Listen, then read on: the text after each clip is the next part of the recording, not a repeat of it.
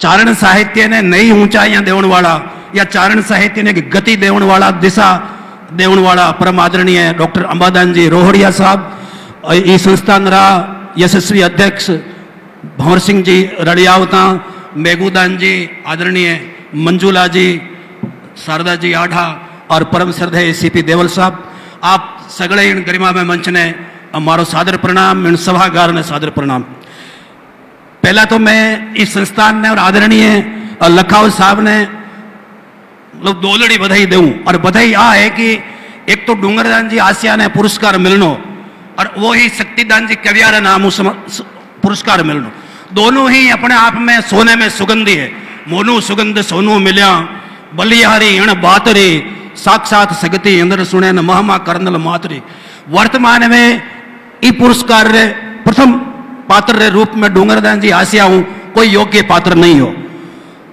और लखाव साहब रो निर्णय बहुत ही वर्णनीय है, अनुकरणीय भी है और लोगों ने प्रेरणा देते रही कि भाई निष्पक्ष कीकर चयन किया जावे आदमी रो। अब आर वर्तमान में पुरस्कार लोग मांडा देकर टीका काटे, और एक परंपरा बन चुकी। बीकानेर रहे कवि होया रामदेव आचार्य, वहां कहो कि तुम मुझे गॉड फादर कहो और मैं तुम्हें जीनियस, और जकर नाम हुआ पुरस्कार मिलियो है डॉक्टर शक्तिदान जी कविया, आपरे जीवन में कोई नहीं गॉड फादर नहीं मानियो, वो हर एक चारण साहित्य विद्यार्थी ने गॉड फादर ही दिया।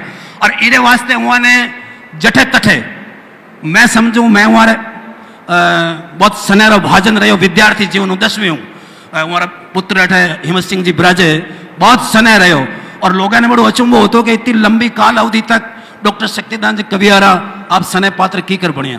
शक्तिदान जी की दो विशेषता ही, एक तो उन्हें कूड़ पसंद नहीं थी और एक धूर्तता उन्हें पसंद नहीं थी। ठगी फरेबी जालसाजी जठे भी उन्हें निगे आई और वे हो वो कदी महत्व नहीं दियो। राजस्थानी साहित्य माथे और विशेषकर डिंगल साहित्य माथे डॉक्टर शक्तिदान जी कवियारो जो कोई एहसान है। हालांकि वे कविया साहब खुद लिखिए आप एक दुए में कि देखो भारत देश में मरिया हुए महान, जीवतड़ा देखिया जड़े और गया करे गुणगान, देखो भारत देश में मरिया हुए महान। और डॉक्टर शक्तिदान जी कविया ने मंच माथे पुष्पदान जी गढ़वी साहब बैठा है, अखिल भारतीय चारण सभा रा अध्यक्ष परमादरणीय सीडी देवल साहब बैठा है, और अबार राज में बहुत ही गरिमा में पासो रखने वाला आदरणीय लखाव साहब भी ब्राजे। मैं इस सगड़े मंच की तरफ हूँ, इस सगड़े सभागार की तरफ हूँ। एक भावना ये पूरे पंडाल रहा है कि जीवता तो वहां पद्मश्री नहीं मिल सकी, और पूरे चारण समाज रो आलस रहो, प्रमाद रहो, और चाहे कठी न कठी रोड़ाबाजी रही, अटंकेबाजी रही, क्योंकि वहां साहित्य अकादमी रो पुरस्कार भी नहीं मिलो। एड़े एड़े लोगों ने पुरस्कार मिल चुका साहित्य अकादमी रा, जगह ने वो नाम सही लिखनो लिखा हो कि भाई थारे नाम री सही वर्तनी यहाँ है, मैं ये बात रो गवाह हूं, और कोई ने प्रमाण चाहिए तो वे आदमी हूं कवार दे, वे लोगों ने साहित्य अकादमी रा पुरस्कार मिल चुका। लेकिन डॉक्टर शक्तिदान जी कविया ने अपहार्य कारण रहा, कई कारण रहा, उन्हें पुरस्कार नहीं मिल चुको। और साहित्य अकादमी रो ही मैं समझू दुर्भाग्य रहो कि अड़े महामनीषी ने जीवता वो पुरस्कार नहीं दे सकिया। खैर बा एक अलग बात है, लेकिन मैं मंच हूँ अरे पूरा सभागार की तरफ हूँ। मैं आदरणीय लखावत साहब ने वो निवेदन करूँ कि उन्हें मरणोपरांत अगर पद्मश्री मिल जाए तो वो केवल कविया परिवार के लिए नहीं, और पूरे समग्र चारण समाज के गौरव की बात है।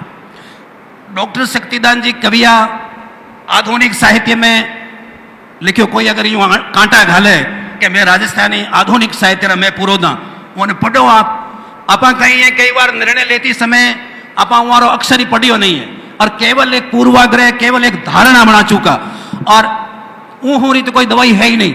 अगर आप पहला ही ऊँ है अपने घने और कोई उपाय नहीं है। डॉक्टर शक्तिदान जी कविया आधुनिक साहित्य रा और डिंगल साहित्य रा तो मैं कहूँ पुरोधा था। उन्होंने लिखे लोहोरी लकीरो, वो जकी भी चीज लिखी आप, मैं तो काले हटे थोड़ा सी साहित्य देखियो, पहला भी मैं हमारे चरणा में बैठ सीखी हूँ। एक एक किताब रा 20-20 पाठांतर, 30-30 पाठांतर, और सही पाठांतर किसो है कविया साहब री इतका ही होती कि भाई रीस करो तो करो, लेकिन जो सत्य है वह सत्य है। और अब महाराजा मान सिंह जी कह रहे क्या कि सत्य वक्तारू वचन सिद्ध, वो एकदम सत्य, वो शोध रहा आदमी है, और जठे जठे उन्हें लागो के शोध भावना पूर्ण होयो है या कठी गलत होयो है, तो वो बिल्कुल शोध ने सही दिशा दी। हमारी दोहरारी धरोहर पढ़ो, सपूतारी धरती पढ़ो, सोनगिर साको पढ़ो, संबोध सत्सई पढ़ो, दारू दूषण पढ़ो। और संस्कृति री स्वरम तो राजस्थानी गद्य साहित्य रो उत्कृष्ट नमूना है। मतलब बचनी का शैली री आ विशेषता है कि तुकांत मिलती जावे गद्य में भी। आ एकमात्र ई आधुनिक काल रे माया डॉक्टर शक्तिदान जी कवियारी विशेषता ही कि वो बचनी क्या शैली में गद्य लिख्यो। पद्य तो कोई आदमी तुकांत लिखे ही लिखे। धर्मचंद जी उपाध्याय कहे दो हरे हमारे देश छोहरे करतु है, कहते दुआ बनार घर में मन में मोदी जन की जरूरत नहीं है। हमारी बीकानेर की धरती माथे तो दुआ छोरा ही बनावे। लेकिन कविया साहब तो गद्य भी तुकांत लिखियो। आप हमारी संस्कृति सौरम पढ़ लो या राजस्थानी काव्य और सांस्कृतिक गौरव पढ़ो। आप एक एक निबंध पढ़ो हमारे निबंध वास्ते डॉक्टर शक्तिदान जी कविया अरे छोड़ी सी मैं हालांकि गूंगे वालों गुड़ है, गुड़ खावे लेकिन वो स्वाद नहीं बता सके। तो आ ही मैं कहूँ हमारी स्थिति है कि डॉक्टर शक्तिदास जी कविया ने कठे हो हमारे माथे बोलना शुरू किया जावे और कठे हमारे माथे बात पूरी करी जावे। चाहे गद्य हो, चाहे पद्य हो, चाहे आधुनिक कविता हो, चाहे समीक्षा हो, चाहे प्रस्तावना हो। और विशेषकर हमारा राजस्थानी शुद्धिकरण माथे बहुत जबरदस्त योगदान हो। हमारी फूल सारू पाखड़ी की भूमिका पढ़ अब पढ़ लो। आपने एक दिशा मिल जी कि राजस्थानी कीकर और लिखनी चाहिए और की तक लोग बिगाड़ रहा है। लेकिन और दुर्भाग्य रहे हो कि डॉक्टर शक्तिदान जी कविया मैं बिल्कुल क्षमार साथ कहूँ कि वो चारण समाज में जन्म लियो जने उन्होंने पूरा जो गौरव मिलना चाहिए। तो अगर वह जाटा में, एक बिश्नोया में, एक राजपूता में अगर जन्मता तो आज जगह जगह डॉक्टर शक्तिदान जी कविया रे नाम माथे आपने मार्ग मिलता, आपने भवन मिलता और खूब चीजें मिलती। लेकिन पाशद बूटा ही सुगाड़ है। मैं आदरणीय लखाव साहब रे प्रति एक बार पुनः कृतज्ञता ज्ञापित करूं कि वो जो पुरस्कार है राजस्थानी लिखने वाला ने बहुत ही लंबे समय तक प्रेरणा देते रहेला। क्यों कि भाई डॉक्टर शक्तिदान जी कवियारो नाम ही राम तुम्हारा चरित्र स्वयं कोई काव्य है और कोई कवि बन जाए सहज संभाव्य है। डॉक्टर शक्तिदान जी कवियारो तो नाम ही अपने आप में गौरवपूर्ण है। डॉक्टर शक्तिदान जी कहीं लिखे मैं एक छोटी सी मैं हालांकि मैं ज्यादा नहीं बोलू लो। डॉक्टर कवियारो समग्र काव्य पढ़ा तो आपने लागेला कि वह काव्य संसार अनुभूति जन्य है। उन्होंने जो अनुभूत कियो उनने ही जो आपरी वाणी रे संचय ढालियो। आपरे काव्य में धवल धोरानी विमलता, अठेरे वासियां रे अंतसु खड़कती प्रेम गंगा, धोरानी धीरप, मोटानी कीरप, जोगेश्वरानी जरना, थलवासियां री करुणा, इतिहास रो अंजस, जोगारो जस, ना जोगारो कुजस, शाकाहार रो सुजस, आखेट अबजस, बीरतरी बाता, भूली विसरी ख्याता, खोट माथे चोट, धूर्त ने फोट, नशा निवारण, नित नेम धारण, मिनखपण माथे मोद, हिंसारो विरोध, थड़वासियारो अणचे नेह, गुण पुजारी परंपरा, प्रकृति और मान खेरे आदू जोगादू, रागात्मक संबंध, पशु पक्षियां सु प्रेत, नारियां रे प्रति पूजनिक भाव, सांप्रदायिक सद्भाव और अंतस उछावरा मन हरणा चित्राम, जन भांत सजीले रूप सु सजोया है, मानो नवसर हार में घणमूंगा मोती पोया है। मैं आगे ज्यादा नहीं कहूँ। मैं एक देवकरण जी बारठ रो गीत, एक गीत री पंक्तियां देवकरण जी बारठ डॉक्टर शक्तिदान जी कवियारो काव्य कहीं है, हमारी पढ़नी कहीं है, हमारे काव्य री विशेषतावां कहीं है। वहाँ आप एक छंद में लिखी मोतीदाम में